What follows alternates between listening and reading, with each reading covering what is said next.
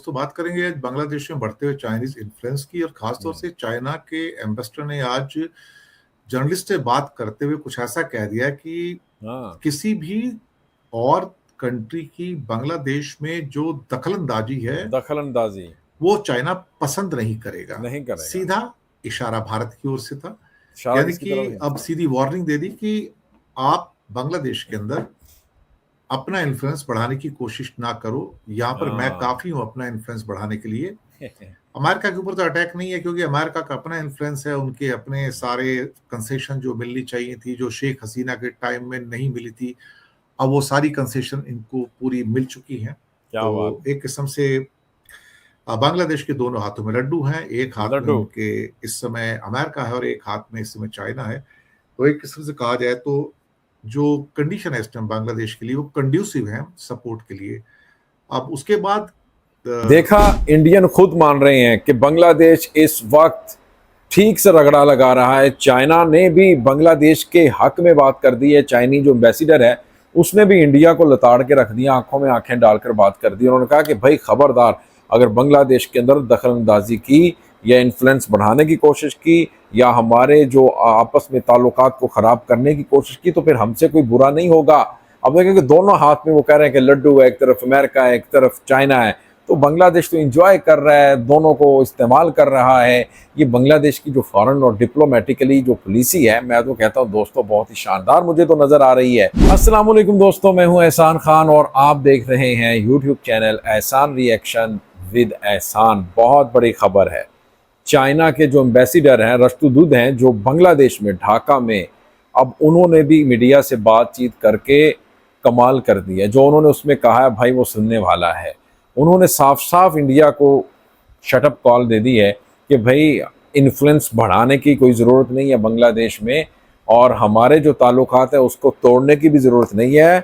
अगर आपने ऐसा किया तो फिर हमसे कोई बुरा नहीं है। दखल अंदाजी हमें वो नहीं है, एक्सेप्टेबल नहीं है। वाह वाह वाह, क्या बात है यार। इसी के ऊपर एक वीडियो क्लिप है, वो देखेंगे हम, फिर इसके ऊपर बात करेंगे। जुड़े रहिएगा आखिर तक, इस वीडियो को जरूर देखिएगा। 3 2 1 एंड क्यू। चाइना का इन्फ्लुएंस जो है बांग्लादेश के अंदर वो इंक्रीज होता चला जा रहा है। बांग्लादेश के अंदर खासतौर से जो एम्बेसडर हैं चाइना के, उनका एक प्रेस स्टेटमेंट आता है और स्टेटमेंट क्या, पूरा प्रेस में उन्होंने लोगों को जवाब दिए वहां पर। और उनका कहना था कि हम बांग्लादेश के साथ जो अपने रिलेशनशिप है उसको इम्प्रूव कर रहे हैं। बीजिंग और ढाका के बीच में रिलेशंस और मजबूत हुए हैं। उनके एम्बेसडर याओ वैन का कहना है कि चाइना किसी भी देश के मामले में जो फॉरेन इंटरफेरेंस है उसको अपोज करता है। सीधा अटैक इंडिया पे है कि India should not interfere in the internal affairs of Bangladesh. उन्होंने बांग्लादेश के प्राइम मिनिस्टर तारिक रहमान की चाइना की जो ट्रिप थी उसकी भी चर्चा की और कई चीज़ों के जवाब भी दिए। लेकिन दो चीज़ें जो बहुत प्रमुखता से निकल के आई, जिसका बहुत बड़ा चर्चा इस टाइम है, और वो है मोंगला पोर्ट और साथ में है तीस्ता डैम बनाना, बैराज बनाना। वो बड़ा दोनों प्रोजेक्ट हैं। तीस्ता का प्रोजेक्ट तो 40 साल से लटका हुआ था, जहां पर कुछ बात बन नहीं पाई देखा जाए तो। और मोंगला का पोर्ट तो ऐसा लगता है कि इंडिया ने सरेंडर किया है, मतलब डिप्लोमेटिक सरेंडर है, डिप्लोमेटिक ब्लंडर भी है। जहां पर 11 साल से इंडिया को मोंगला पोर्ट मिला था और साथ में 110 एकड़ का एरिया भी मिला था एसईजेड का, यानी कि स्पेशल इकोनॉमिक जोन का। लेकिन कुछ नहीं हुआ उसके अंदर। 11 सालों में इंडिया की ओर से कोई भी वहां पर एक्शन नहीं हुआ। तो अल्टीमेटली बांग्लादेश ने दुखी होकर उसको चाइना को सौंप दिया। अब बांग्लादेश में चीन का बढ़ता हुआ इन्फ्लुएंस और वो भारत की सिक्योरिटी, डिप्लोमेसी और रीजनल सिक्योरिटी के लिए अब खतरा है, इसमें कोई शक वाली बात नहीं है। ये ठीक है कि इंडिया की बांग्लादेश के साथ संबंध अभी भी ठीक है, लेकिन धीरे धीरे जिस ढंग से चाइना का और साथ में अमेरिका का भी इन्फ्लुएंस बढ़ रहा है, क्योंकि अमेरिका भी तो एक्चुअली देखा जाए तो वहां पर अपने नेवल के लिए जो असिस्टेंस चाहिए, एयरफोर्स को असिस्टेंस चाहिए, उसको पाने में कामयाब हो गया है और उसके पोर्ट्स का यूज करने में भी उसको कामयाबी मिल गई है। लाल मुनीर हाट का जो वर्ल्ड वार 2 का जो एयरपोर्ट है, जो चिकन स्नैक एरिया के साथ में है, वहां पर अमेरिका ने अपना नया रडार लगाया है और वो उसको कामयाबी मिल गई वहां पर।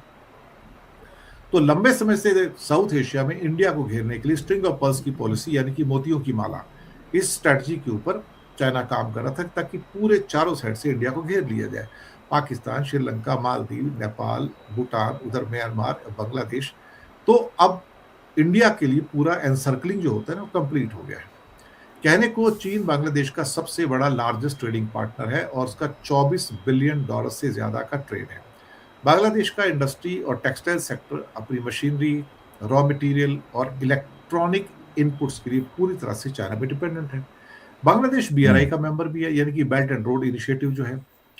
चीन ने बांग्लादेश में बिलियंस ऑफ डॉलर का इन्वेस्ट करके सड़क हैं, ब्रिज हैं, साथ में पावर प्लांट्स हैं, रेलवे लाइन है, उनको पूरा का पूरा बनाया है। इवन जो आपका पद्मा ब्रिज है वो भी तो चाइना ने बिल्ड किया अल्टीमेटली सारा का सारा। लेकिन अभी जून 2026 में रहमान के बीजिंग दौरे के बाद चाइना और बांग्लादेश के बीच में द स्ट्रेटेजिक रिलेशन की एक नई स्क्रिप्ट लिखी जा रही है।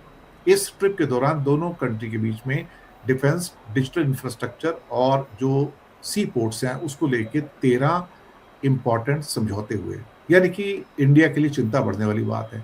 सबसे बड़ा झटका तब लगा जब हमारे हाथ से मोंगला बंदरगाह जो हमको 2015 से मिला हुआ था, बायलैटरल एग्रीमेंट था, शेख हसीना ने दिया था और साथ में 110 एकड़ का इकोनॉमिक जोन भी दिया था, लेकिन हमने कुछ किया ही नहीं वहां पर। लेकिन 2025 में फिर जब यूनुस सरकार आई, वो कहते हैं तुमने तो कुछ किया ही नहीं, 10 साल हो गए पूरे के पूरे, तो तुम जाओ यहाँ से बाहर। खत्म कर दिया साहब। और ये जमीन चीन की सरकारी company China civil engineering construction corporation को दे दी गई। ये बात हम पहले से कहते आ रहे हैं कि आपने मोंगला के अंदर इंडिया ने डिप्लोमेटिक ब्लंडर किया है, अपने पैरों पे एक किस्म से कहा जाए तो कुल्हाड़ी मारी है। भाई आप 10 साल हो गए और आपने कुछ नहीं किया उसके ऊपर, ना तो SEZ के डेवलपमेंट के लिए कुछ किया, ना आपने मोंगला पोर्ट पे कुछ किया। ये ठीक है बीच में कोरोना आया था, लेकिन कोरोना के बाद भी तो बहुत कुछ हुआ है, लेकिन कुछ किया ही नहीं। मतलब हम ये शायद समझते रहे कि बांग्लादेश जाएगा कहाँ, हमारे पास ही आएगा ना, लेकिन हम ये भूल गए कि डिप्लोमेटिक इक्वेशंस चेंज हो रही हैं, बहुत तेजी से चेंज हो रही हैं। हम कछुए की चाल से चल रहे हैं क्योंकि हम अपने आप को एलिफेंट कहते हैं, चाइना ड्रैगन है, उसकी स्पीड भी बहुत तेज है। तो अल्टीमेटली मोंगला पोर्ट उनके पास चला गया और फिर अब हमारे लिए एक किस्म से ये ब्लंडर के अलावा कुछ नहीं रह गया। साथ में तीस्ता एक बड़ा सिरदर्द हो गया हमारे लिए। 40 साल से हमने कुछ नहीं किया उसके ऊपर, वादे पे वादा, वादे पे वादा, वादे पे तेरे मारा गया बंदा या सीधा साधा, बस यही समझो यही हुआ। तो चाइना की यहाँ भी एंट्री हो गई और अल्टीमेटली समझौता हो गया। तीस्ता नदी सिक्किम और वेस्ट बंगाल से होकर बांग्लादेश में आती है और बाद में ये ब्रह्मपुत्र से मिल जाती है, जो जब आगे जाके जमुना बन जाती है। 110 किलोमीटर लंबा वहाँ पे सारे के सारे जो बंदोबस्त करने हैं, बैराज का जो बंदोबस्त करना है वो वहाँ पे करेंगे, जिसपे फ्लड कंट्रोल भी है, इरिगेशन का मैनेजमेंट भी है, साथ में उसको रेनोवेशन भी है एक तरह से देखा जाए तो।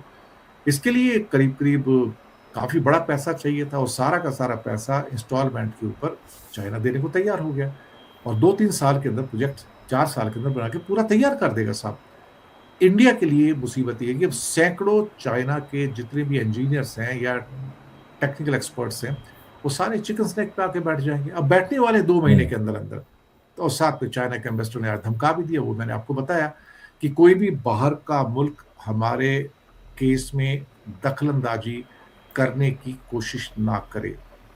तो चाइना और बांग्लादेश के बीच में जो बढ़ती दोस्ती है उसका एक बहुत बड़ा रीजन हम खुद हैं, क्योंकि हम एक्शन लेते ही नहीं हैं। हमने तो दोस्तों आपने ये वीडियो देखी है, आपका इसके ऊपर क्या कहना है वो आपने फीडबैक ज़रूर देना है। कमेंट सेक्शन में जाएं, कमेंट करें, आप अपनी राय से हमें ज़रूर आगाह करें। मिलेंगे आपसे नेक्स्ट वीडियो में, तब तक के लिए अल्लाह हाफिज़।